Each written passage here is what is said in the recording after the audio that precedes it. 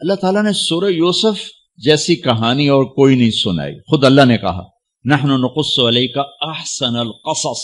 میرے محبوب آپ کو سب سے خوبصورت کہانی سنو، سب سے خوبصورت کیا ہے؟ یوسف کی کہانی.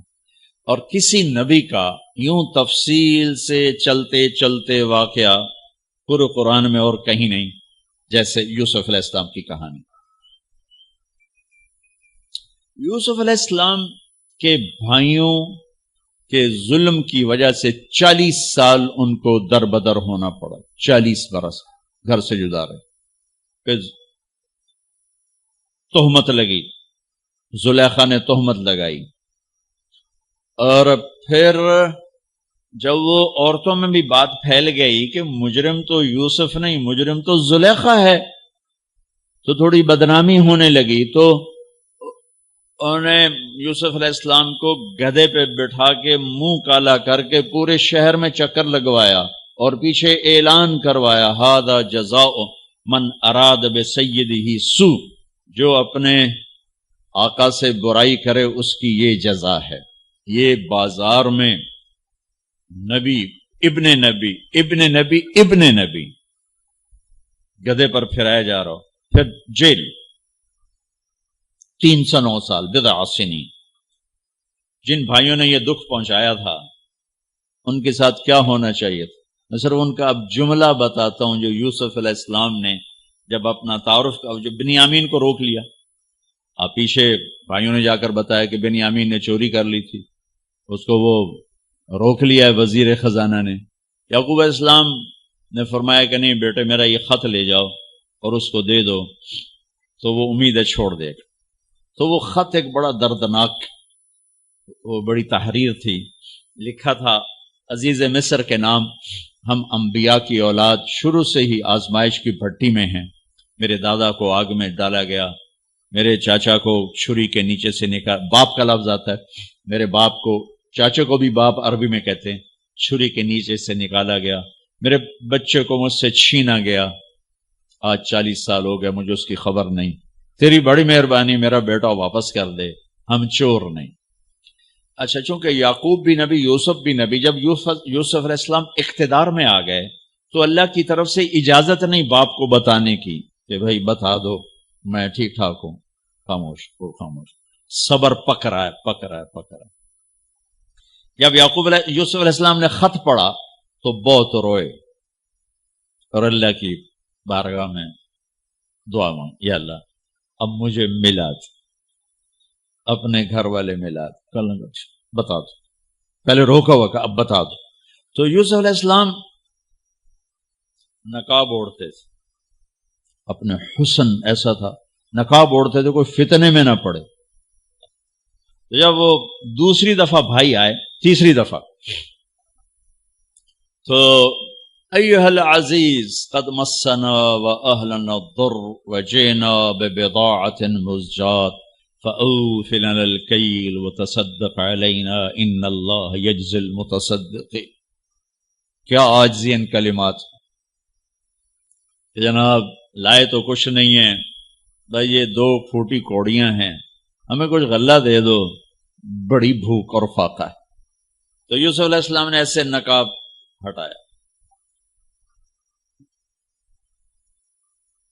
ایک دم انہوں نے یوں دیکھا، ابھی پہچانا نہیں.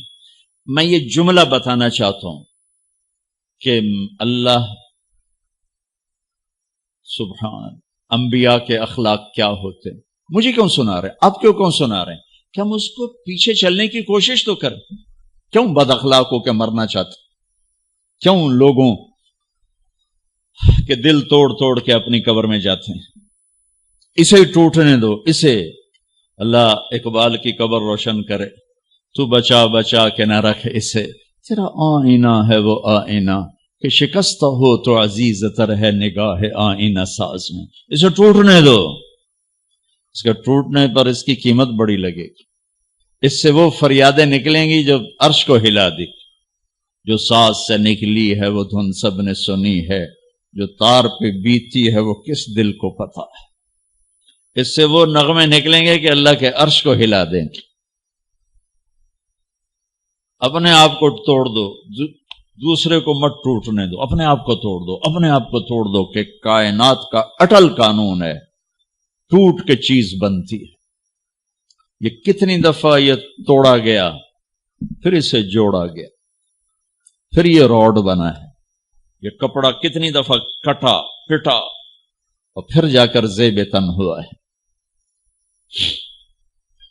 هل علمتم ما فعلتم بيوسف واخيه اذ انتم جاهلون۔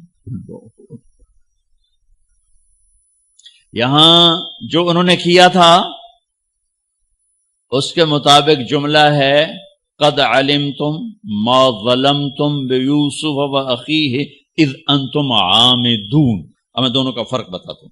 یوسف علیہ السلام کو کہنا چاہیے تھا آئیو نا ذلیل ہوتے میرے اگوں، لگ گیا نا پتا تو تم نے جو میرے ساتھ ظلم و ستم جو تم نے میرے اوپر ڈھائے اور جان بوجھ کے تم نے مجھے گھر سے بے گھر کیا، آج اس کا مزہ چکھ رہے ہو کہ نہیں چکھ رہے ہو؟ یہ کہنا تھا قد علمتم، تمہیں سارا پتا تھا، تم نے مجھے گھر سے نکالا، کنویں میں ڈالا، بازار میں بکا، تہمتیں اپنے دامن میں سمیٹ کے جیل میں گیا، یہ کہنا تھا۔ واہ واہ، یوسف علیہ السلام پہ قربان جاؤں۔ هل علمتم ما فعلتم بیوسف واخیہ اذ انتم جاہلون۔ مجرم کی طرف سے صفائیاں پیش کر رہے ہیں، مدعی۔ آپ بے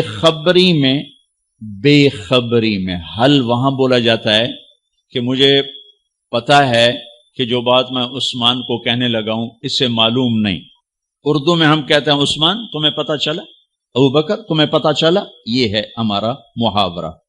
تو عربی میں حل میرے بھائیو آپ کو پتا نہیں چلا تھا بے خبری میں ما فعلتم، فعلا عربی زبان کا سب سے کمزور لفظ ہے۔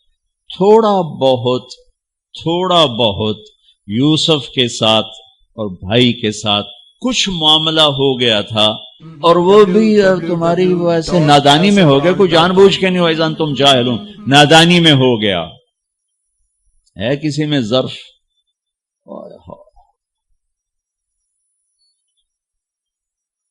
بھائیوں نے ایسے دیکھا، قرآن سارا ہی بڑا خوبصورت ہے لیکن بعض مقامات پر آ کر انسان کو حیرت میں گم کر دیتے۔ قرآن سارا ہی خوبصورت ہے۔ قرآن کی سب سے خوبصورت آیت کون سی ہے؟ وَقِيلَ يَا أَرْضُ ابْلَعِي مَاءَكِ وَيَا سَمَاءُ أَقْلِعِي وَغِيضَ الْمَاءُ وَقُضِيَ الْأَمْرُ وَاسْتَوَتْ عَلَى الْجُودِيِّ وَقِيلَ بُعْدًا لِلْقَوْمِ الظَّالِمِينَ۔ یہ قرآن کی سب سے خوبصورت آیت۔ یہ لفظ بھی یہاں اپنی جگہ پہ شاہکار ہے۔ اِنَّكَ لَأَنْتَ یوسف، اِنَّكَ لَأَنْتَ یوسف۔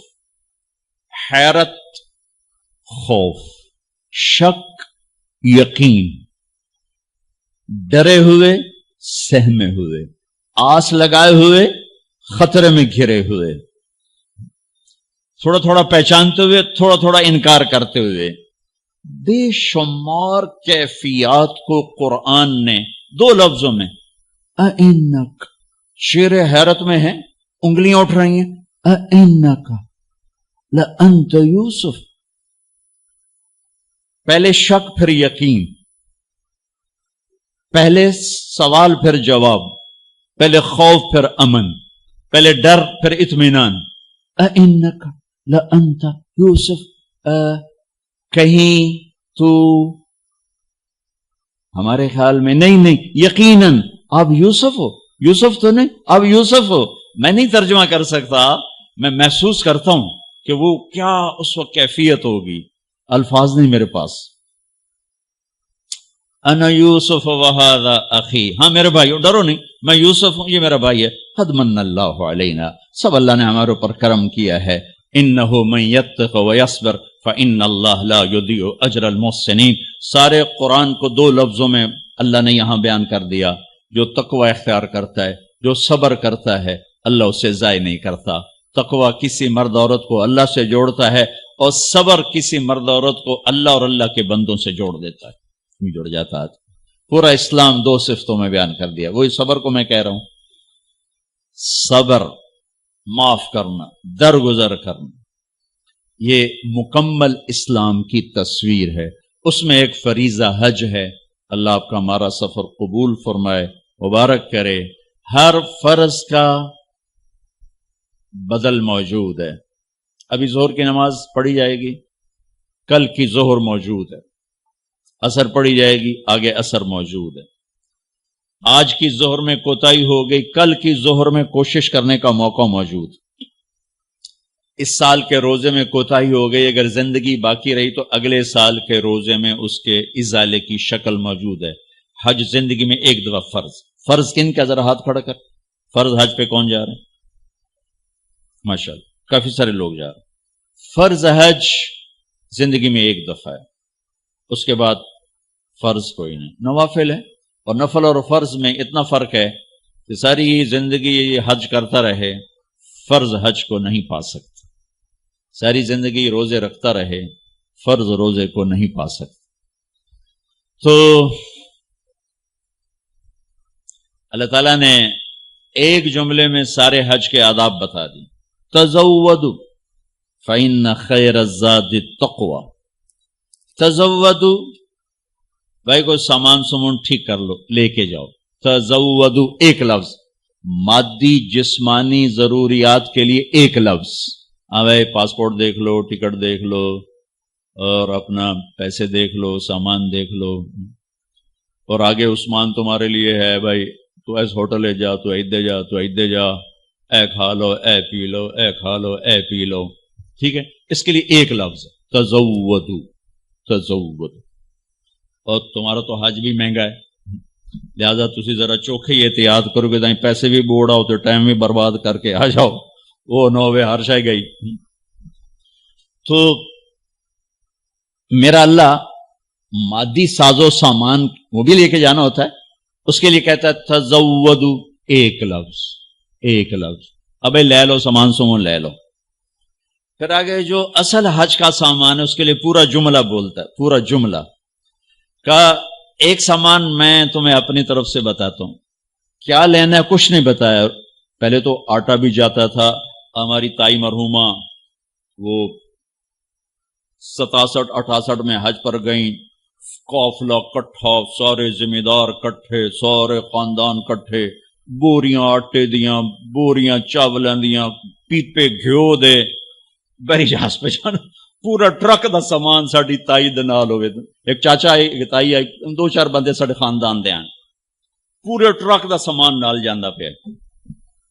اس کے لیے ایک لفظ ہے تزودوا، لیکن اللہ نے کچھ نہیں بتا کیا لے کے جانا کیا نہیں لے کے جانا، تو تم آپ سمجھے کہ ایک سامان میں تمہیں بتا رہا ہوں وہ تمہارے ذہن میں نہیں، لہذا وہ غور سے سنو۔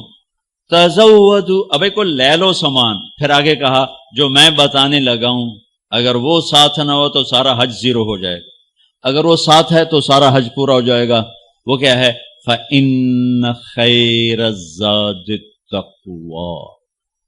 اتنا لمبا جملہ بتایا کہ سب سے بہترین حج کا سامان ہے تقویٰ، تقویٰ، یہ ساتھ لے کے جانا، تو ہمارا حج مزدار ہو جائے گا، بہترین ہو جائے گا، باقی اونچ نیچ ہو جائے گی لیکن بہترین ہو جائے گا۔ ایک سال بارش آ گئی، 8 لاکھ کلبے روڑ گئے تھے، 2 لاکھ کلبے روڑ گئے تھے، 15 لاکھ کلبے روڑ گئے، بیٹھے رہو گئے، تو اللہ جب چاہے نظام توڑ دے، جب چاہے سارا نظام ختم کر دے۔ لیکن تقوی کو نہ بارش لے جا سکتی، نہ بجلی، نہ بھاپ، نہ گرمی، نہ سردی، نہ خیمہ، نہ ہوٹل۔ کا ہر مرد عورت کراچی سے چلنے سے پہلے حج کے سفر کے لیے تقوی کا سامان اکٹھا کرے، آنکھ میں حیا کا سرما لگائے، آنکھ بے حیا نہ ہو، کانوں میں ڈاٹ لگائے، کسی کی غیبت نہیں سننی، کسی کی برائی نہیں سننی، منہ پہ ٹیپ لگائے، گالی نہیں دینی، غیبت نہیں کرنی، لڑنا نہیں، جھگڑنا نہیں، بدتمیزی نہیں کرنی۔ چھوٹی چھوٹی باتوں پہ لڑ رہا تھا، میں نے کمرہ نہیں دیتا، میں نے ایتھے نہیں دیتا، میں نے ایتھے نہیں دیتا، روٹی ٹھڈی آ گئی، سالن ٹھڈ آ گیا، وہ اس پہ لڑ رہے ہوتے ہیں، وہ بھول جاتے ہیں ہم تو اللہ رسول کے مہمان ہیں، اور اللہ رسول کی مہمانی میں جو تکلیف آتی وہ تو جنت کا سامان بن رہا ہے. آپ کو ایک بات بتاؤں، جتنا بھی یہ تمہیں سکھ پہنچائے گا نا تو اللہ دھکا ضرور لاؤنا ہے. تو جہاں دھکا آیا نا وہاں بیٹھ کے دعا کرنا، اینو گالی نہ کڑے جی، اسے دعا کرے جی. کتھے ابو بکر سدو، کتھے عثمان سدو، نہیں کہ یا اللہ تیری طرف سے حال آیا ہے، یا اللہ یہ تیرے سامنے ہماری یہ عرضی، یہ درخواست، یہ درخواست، یہ درخواست. میرے رب کی قسم وہ دعا کی قبولیت کا وقت ہوتا. 92 کا حج میں نے کیا تھا، جدے والے بڑا وی آئی پی حج کراتے تھے اس وقت، لیکن ہماری بس جو پھنسی رش میں تو 32 گھنٹے بس میں گزار کے ہم بس پہ چڑھے اور بس سے ہی واپس میں نہ پہنچے. نہ ہمیں عرفات کا میدان ملا، نہ ہمیں خیمہ ملا، نہ کچھ کھانے کو ملا، نہ کچھ پینے کو ملا. جون کے مہینے کا حج تھا، جون کے مہینے. 2 عورتیں اس میں بے ہوش ہوئیں پیاس کی شدت کی وجہ سے. تو اللہ نہ کرے کہ ایسا ہو. میں یہ بتا رہا ہوں کہ جب اللہ سے آسانی، ابھی سے 2 نفل پڑھو، یا اللہ آسانی کرنا، یا اللہ آسانی کرنا، یا اللہ آسانی کرنا. وہ ہمارے جلائے ہمارے پنجابن کو پاولی کہتے ہیں، بڑے کمزور سی قوم اور بڑے بھولی بھالی قوم. تو وہ ایوب جلایا تھا، پاولی سمجھتے کہ مجھے اپنی زبان کا مزہ زیادہ آئے گا. اس کو ہو گیا بخار ہو گیا لمبا. ایوب علیہ السلام پہ 18 سال بیماری رہی ہے، ٹھیک ہے. وہ کہنے لگا اللہ سائیا میں تو ایوب نبی نہیں، میں تو ایوب پاولیاں، میرا بخار کیوں لمبا کیتی جان، میرے نال تا مہربانی کر، مینوں کدے پھا چڑے. تو تم سب کہنا یا اللہ ہم تو ایوب جو لاہے ہیں، ایوب نبی نہیں ہے، آسانیاں کر یا اللہ، آسانیاں کر یا اللہ. برگر بھی کھواتے حج بھی کرا، آئس کریم بھی کھواتے حج بھی کرا. یہ اللہ سے مانگنا، مشقت کبھی نہ مانگنا، کبھی نہ مانگنا، کبھی نہ مانگنا. میرے والد صاحب رحمت اللہ علیہ ڈیرے میں بیٹھے ہوئے تھے، لہر میں آ گئے. اللہ سائیں آپ بخار دے میں آ توڑے گناہ تا معاف ہونا. راتی 104 تو چڑھیا 104 تے اب حال میں کیا اب بابا رب نو ایڈا چھوٹا تو بنا چھڑے بھئی بخار نال ہی گناہ اس معاف کرنے. تو ایویں منگیا یا اللہ میرے گناہ معاف کر، ہن منگیا ہی تو بھو گناہ. اللہ سے مشقت نہ مانگنا، یا اللہ آسانیاں کر، یا اللہ آسانیاں کر. لیکن اگر آ جائے ہاتھ اٹھا لیں، وہی عرفات ہوگا، وہی مزدلفہ ہوگا، وہی مینا ہوگا. چاہے مکے میں آئے، چاہے مکے اور مدینے کے سفر میں آئے، چاہے ایئرپورٹ پر آئے، جدے میں آئے، جہاں بھی آئے، ناگواری مشقت ہاتھ اٹھا لیں. سیدھی جائیں گی دعائیں اللہ کے عرش، چونکہ اب اللہ کے مہمان بن چکے. اور آپ کو پروٹوکول افسر، آپ کا استقبال کرنے والے لاکھوں کروڑوں فرشتے ہیں جو آسمان سے اتریں گے. اور آپ کے لیے خصوصی طور پر استقبالیہ میں ابراہیم علیہ السلام کو اللہ نے کھڑا کیا قیامت تک. کیا کہا ہے؟ اذن فی الناس بالحج یاتوک رجالا وعلی کل ضامر یاتین من کل فج عمیق. ابراہیم اذان دے، آواز لگا حج کی، لوگ حج پر آئیں گے تیرے پاس. یا تو کا ابراہیم علیہ السلام کو گئے ہوئے 4000 سال ہو چکے ہیں. اللہ کہہ رہے ہیں تیرے پاس آئیں گے، تیرے پاس آئیں گے. یعنی تو میری طرف سے میرے مہمانوں کا استقبالیہ بنے گا، استقبال کر میرے مہمانوں کا. لہٰذا یہ سفر بہت مبارک ہے. اس میں لڑائی نہیں کرنی، جگہ پہ نہیں لڑنا، کمروں پہ نہیں لڑنا، کھانے پہ نہیں لڑنا. جو آ جائے اسے برداشت کر کے اللہ سے دعاؤں میں نفلوں میں لگ جاؤ، دعا میں لگ جاؤ، تسبیح میں لگو، تلاوت میں لگ جاؤ، گناہوں کی معافی میں لگ جاؤ. بہت سیزن ہے اللہ پاک سے مانگنے کا کہ اللہ ہمارے ساتھ سہولت عافیت کو معاملہ کرے. ہم اس قابل نہیں کہ ہم اس کی مشقتوں کو برداشت کر سکیں.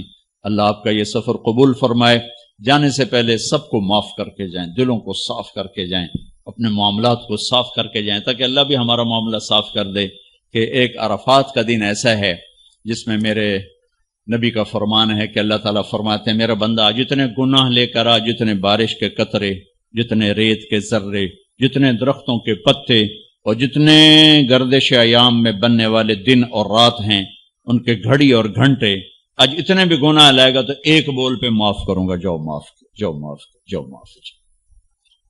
تو حج کا سفر بہت مبارک، بہت خوبصورت ہے. اللہ تعالیٰ آپ کے لیے، ہمارے لیے اسے ہماری نجات کا ذریعہ بنائے، قبولیت کا ذریعہ بنائے. جن کا فرض ہے اللہ تعالیٰ فریضہ کی ادائیگی کی شکل پیدا فرمائے، جو نفلی طور پر جا رہے ہیں تو اللہ کو پسند ہے اس کے گھر بار بار آنا. تابعوا بین الحج والعمرہ، حج اور عمرہ بار بار کرو، بار بار کرو. فإنہما ینفیان الفقر والنفاق، بار بار حج اور عمرہ تمہارے نفاق کو بھی دور کرتا ہے اور تمہارے فقر کو بھی دور کرتا ہے. اللہ کے گھر کی حاضری جتنی دفعہ نصیب ہو مانگتے رہو، جاتے رہو. اللہ تعالیٰ آپ کا یہ ہمارا سفر قبول فرمائے. بس اس کی ذرا احتیاط ہو کہ زبان، آنکھ، کان یہ سب تقوی میں آ جائیں اور دل تقوی میں آ جائے تو انشاءاللہ یہ سفر بہت خوبصورت ہوگا. اور جب اللہ تعالیٰ آپ کو موقع دے واپس آ کر تبلیغ میں آپ وقت ضرور لگائیں. یہ بہت خوبصورت محنت ہے، آپ جائیں گے آپ کو بہت فائدہ ہوگا.